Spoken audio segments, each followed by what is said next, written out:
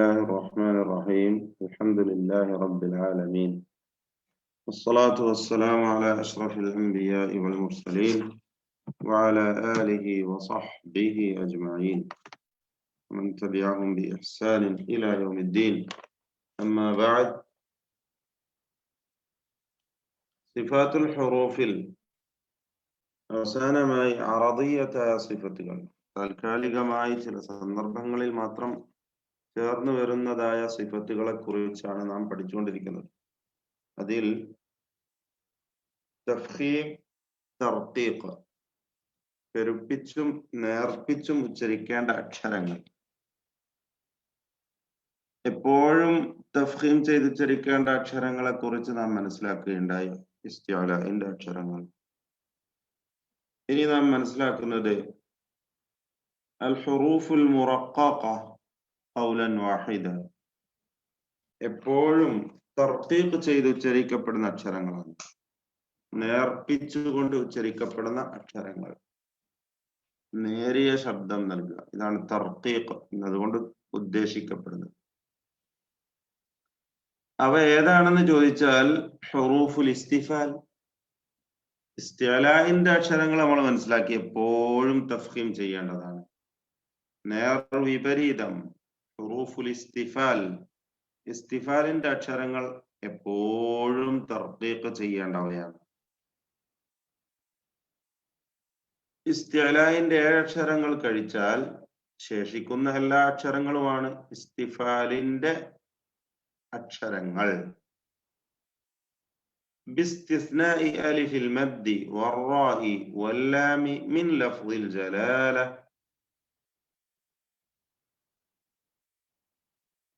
അലിഫുൽ മദ് ദീർഘാക്ഷരവും റാഉം ലഫ്ളുൽ ജലാലയിലെ ലാമും ഒഴിവാക്കിക്കൊണ്ട്, ഖാസ്സതൻ ഫി ബഅദിൽ അഹ്വാൽ കമാ സയഅതി ഇല്ലാ അന്ന ഹുനാക ഹുറൂഫുൻ മുസ്തഫില, അതായത് ചില സന്ദർഭങ്ങളിൽ, ചില പ്രത്യേകമായ സാഹചര്യങ്ങളിൽ, സന്ദർഭങ്ങളിൽ ഈ അക്ഷരങ്ങൾക്ക് തഫ്ഖീം നൽകപ്പെടും. ഏതിനൊക്കെ? അലിഫുൽ മദ് ദീർഘാക്ഷരമായ അലിഫിന്, റാഇന്, അതുപോലെ വല്ലാം ഫി ലഫ്ളിൽ ജലാല, ലഫ്ളുൽ ജലാലയിൽ അല്ലാഹ് എന്ന നാമത്തിലെ ലാം, അതും ചിലപ്പോൾ തർത്തീഖ് ചെയ്യപ്പെടുന്ന സന്ദർഭവുമുണ്ട്.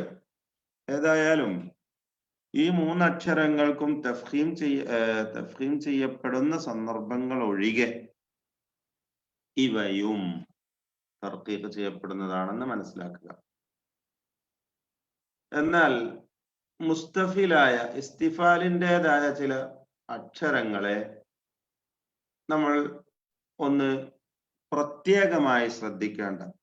ആഖദ് ഇല്ല അന്ന ഹുനാക ഹുറൂഫൻ മുസ്തഫിലതൻ ഫീഹ തർഖീഖ് ആഖദ്, അതിൽ തർഖീഖ് കുറച്ച് കഠിനമായി, പ്രത്യേകമായി, ശക്തമായവയാണ്, ശ്രദ്ധിക്കപ്പെടേണ്ടതാണ്.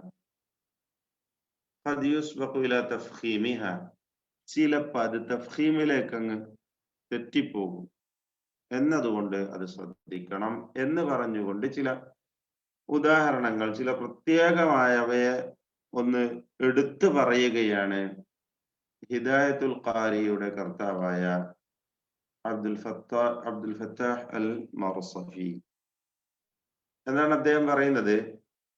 ومن هذه الحروف الهمزة عند الابتداء في لفظ الحمد.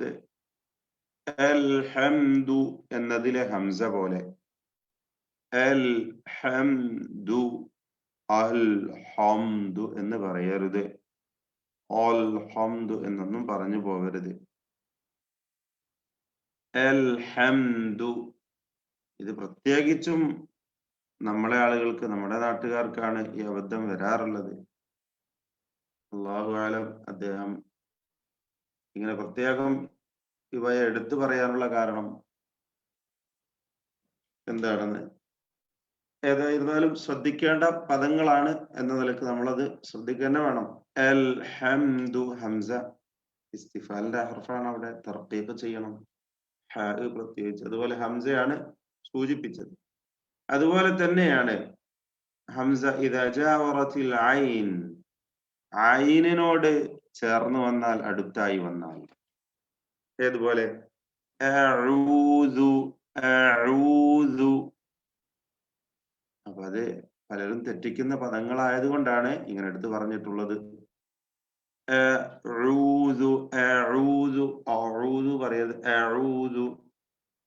അതുപോലെ ഹായിനോട് ചേർന്ന് വരുമ്പോൾ ഇഹ്ദീന, ഇഹ്ദീന. അതുപോലെ ലഫ്ളുൽ ജലാലയിൽ ചേർന്ന് വരുമ്പോൾ അല്ലാഹു, അല്ലാഹു. ഇതിലെ ഹംസയെ തർക്കീഖ് ചെയ്യണമെന്നാണ് സൂചിപ്പിച്ചത്. അല്ലാഹു അല്ല, അല്ലാഹു, അല്ലാഹു. ഇങ്ങനെ മറ്റും ചില ഹർഫുകളെ പ്രത്യേകം ശ്രദ്ധിക്കേണ്ടതായിട്ടുണ്ട്. وحاصله أن الهمزة ترقق مطلقا سواء كانت همزة وصل مبتدأ بها أو همزة قطع مرققة وجوبا سواء جاورها حرف مفخم أم مرقق.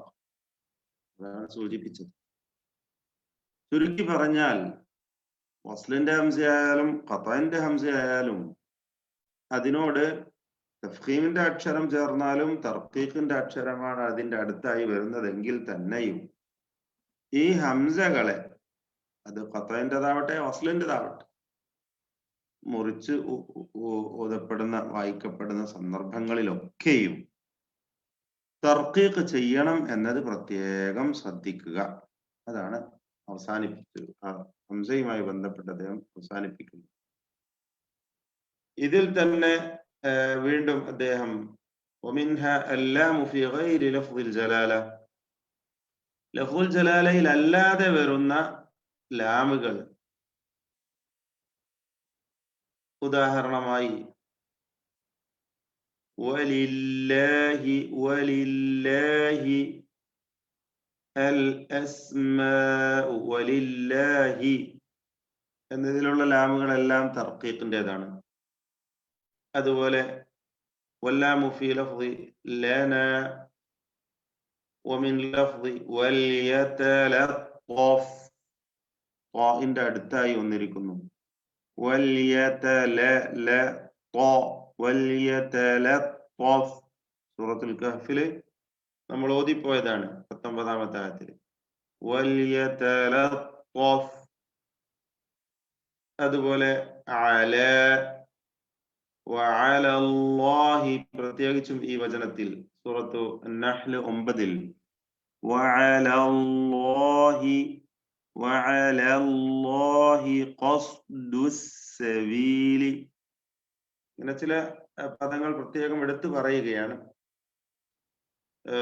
വലദ്ദാലിൻ എന്നതിലെ ലാമ്, ഇതൊക്കെയും തർക്കീഖ് ചെയ്ത് പ്രത്യേകമായ ഒരു ശ്രദ്ധ ആവശ്യമായ പദങ്ങളാണ് എന്നാണ് സൂചിപ്പിക്കുന്നത്.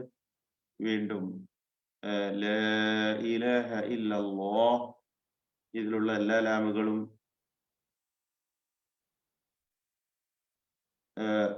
മുഹമ്മദുർ റസൂലുള്ളാഹ്, റസൂലു എന്നതിലെ ലാമ്,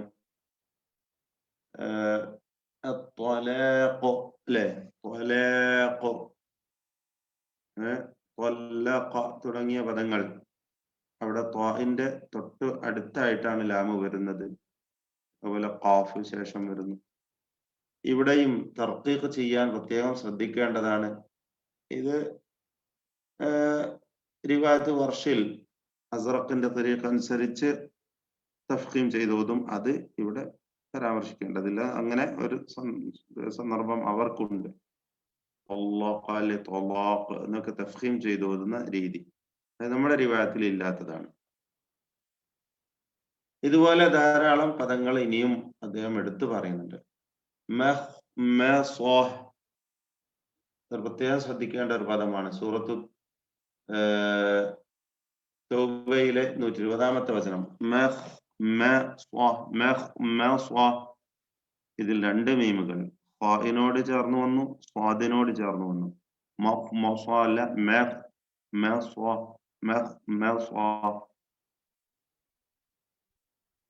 ഇൻഷാ അല്ലാഹ് ബാക്കി പദങ്ങൾ പിന്നീട് വായിക്കാം ഇൻഷാ അല്ലാഹ്. അപ്പൊ ഇത്തരം പദങ്ങളൊക്കെ നമ്മൾ ശ്രദ്ധിക്കേണ്ടതാണ്.